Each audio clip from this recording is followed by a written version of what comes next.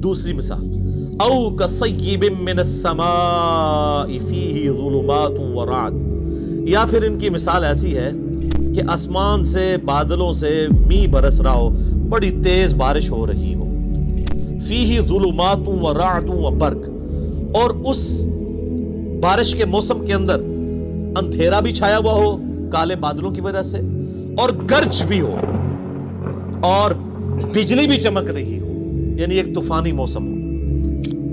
یجعلون اصابعہم فی آذانہم من الصواعق حذر الموت، اور ٹھونستے ہیں یہ لوگ اپنی انگلیاں اپنے کانوں میں کڑک کے باعث موت کے ڈر سے.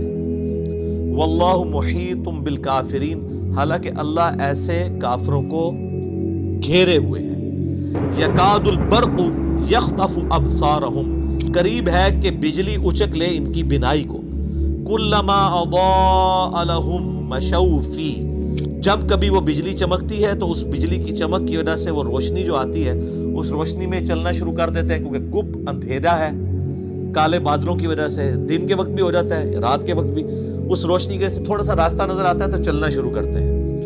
وَإِذَا أَظْلَمَ، اور جب وہ اس پہ اندھیرا چاہتا ہے، علیہم اس پر، ان پر، قاموا تو کھڑے ہو جاتے ہیں. وَلَوْ شَاءَ اللَّهُ لَذَهَبَ بِسَمْعِهِمْ وَأَبْصَارِهِمْ، اور اگر اللہ چاہتا تو ان کی سماعت بھی لے جاتا اور ان کی بصارت بھی، کانوں اور آنکھوں سے انہیں محروم کر دیتا. ان اللہ علی کل شیء قدیر، بے شک اللہ تعالی ہر چیز کے اوپر قدرت رکھتا ہے. یہ بڑی امپورٹنٹ مثال ہے. اللہ تعالیٰ نے مثال دی ہے کہ منافقین جو ہے نا وہ دین پہ کنارے کنارے چلتے ہیں. سورہ حج میں بھی آیت ہے کہ یہ کنارے کنارے چلتے ہیں، جس طرح آج کل مسلمانوں کی اکثریت ہے. اگر کوئی نوجوان بچہ دین کے اوپر چلنا شروع کرتا ہے، وہ کہتے ہیں یار کیا تو نے جوانی میں روگ لگا لیا ہے، داڑھی رکھنی کو ضروری ہے، بس اپنی چپ کر کے نماز پڑھو. جو تھوڑے اور لبرل ہیں وہ کہتے ہیں نماز ہی پڑھنی ہے نا، گھر ہی پڑھ لو، کیوں فنیٹک بن رہے ہو. حالات و واقعات جب فیور میں ہو تو سب ٹھیک، جیسے ہی مشکل آئے تو ساتھ ہی وضو ٹوٹ گیا. تو منافقین کے بارے میں بھی اللہ تعالیٰ ہمارے ان کی مثال ایسی ہے کہ یہ اللہ تعالیٰ کی طرف سے می برس رہا ہے، اللہ کی رحمت کا، نبی الاسلام کی موجودگی ہے، اللہ کی طرف سے وحی آسمان سے نازل ہو رہی ہے، لیکن یہ وحی خالی وحی نہیں آ رہی ہے، اس کے ساتھ پھر جہاد کی اور قتال کی تکلیفیں بھی جڑی ہوئی ہیں، معاشرے کی جو پابندیاں وہ بھی جڑی ہوئی ہیں. باپ کو بیٹے سے الگ ہونا پڑے گا، بھائی کو بھائی سے الگ ہونا پڑے گا.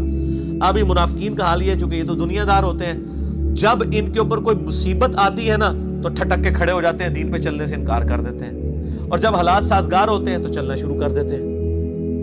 تو یہ مذبذبین بین ذالک، اس کے درمیان یہ اوسیلیٹ کرتے رہتے ہیں. حالات سازگار ہوں تو دین پہ چلیں گے، اور جیسے ہی مشکل وقت آئے گا ٹھٹک کے کھڑے ہو جائیں گے. تو یہی اکثر لوگ کرتے ہیں. یہ دین کے معاملات اب آپ دیکھ لیں، جب دین پہ چلنا آسان ہو تو سارے بڑے خوش ہیں، جب دین کے اوپر چلنا مشکل ہو جائے تو بڑے بڑے ایمان والوں کے بھی وضو ٹوٹ جاتے ہیں. تو منافقین کا بھی یہی حال تھا. وہ آپ آگے چل کے دیکھیں گے، جہاد کے اندر بھاگتے تھے، اور جب کبھی کامیابی ہو جاتی تھی کہتے تھے مال غنیمت میں سے ہمیں بھی حصہ دیں، ہم نے بھی جانا ہی تھا، بس وہ کوئی مجبوری ایسی ہو گئی. اور جب کبھی مسلمان شہید ہو جاتے ہیں، جس طرح غزوہ احد کے اندر ہوا، تو پھر اکیلے کہتے ہیں شکر ہے اسی پہلے ہی نہیں نال گئے.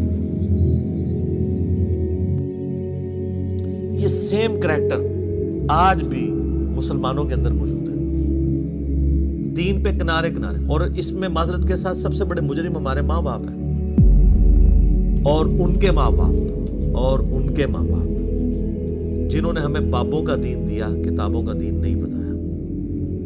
اور اس سے بڑے مجرم آج کل کے وہ واعظین ہیں جو آپ کو یہ کہانیاں کراتے ہیں کہ آپ دین پہ چلیں تو انشاءاللہ سارے مسئلے حل ہو جائیں گے. سر یہ قرآن کی کس آیت میں لکھا ہوا ہے دین پہ چلنے سے آپ کے سارے مسئلے حل ہو جائیں گے؟ تو صحابہ کرام کے تو مسئلے کوئی نہیں حل ہوئے، ان کو تو جنگوں کی تکلیفوں سے گزرنا پڑا. ابو عبیدہ ابن جرح جنہوں نے یرموک کے اندر رومن امپائر کو گرایا ہے، وہ تو طاعون کے مرض میں پھوڑوں پورے جسم میں پھوڑے نکلے اور اسی حالت میں دنیا سے وہ گئے ہیں. ان کی تو تکلیفیں کوئی نہیں، ان کو دعائیں نہیں آتی تھیں، ان کو وظیفے نہیں آتے تھے.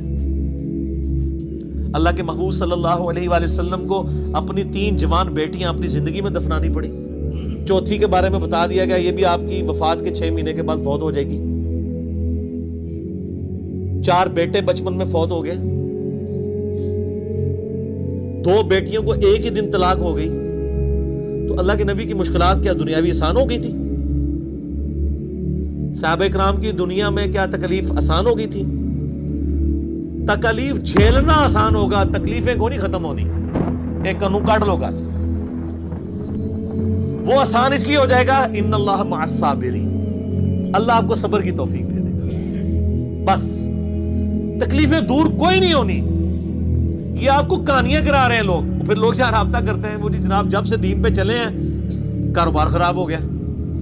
تو ہمیں تو بتایا گیا تھا کاروبار چمکے گا، گاڑی کرائی گئی تھی.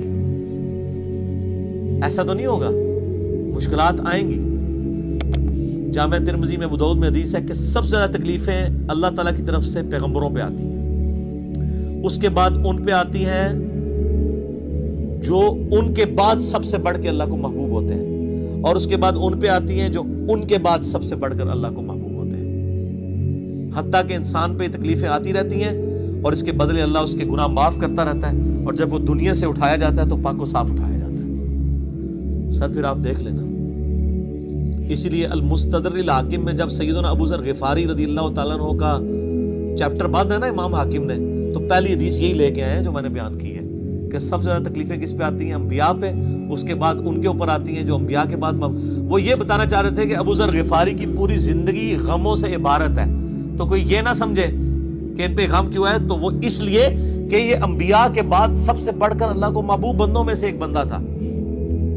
اور میرا کلپ بھی آپ ذرا یوٹیوب پہ ایک اشک بار آنکھوں سے سننے والا کلپ ہے سیدنا ابو ذر غفاری صادق کے نام سے، تو آپ کو پتہ چلے کہ ان کی زندگی میں ان کو کیسی مشکلات اٹھانی پڑی.